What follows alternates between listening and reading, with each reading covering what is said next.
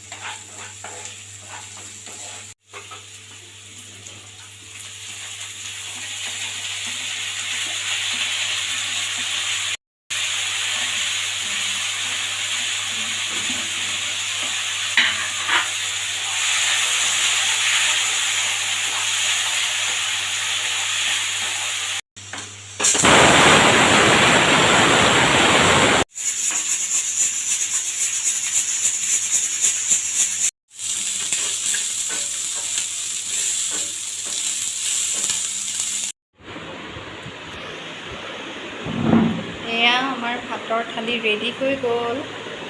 এয়া মোৰ আৰু মিষ্টাৰৰ কাৰণে বনাই লৈছোঁ, আৰু এইখিনি দালি, কচু আৰু মান ধনিয়া দি দিছোঁ মই, আৰু এইখিনি অলপ চাটনি বনাই লৈছোঁ মই।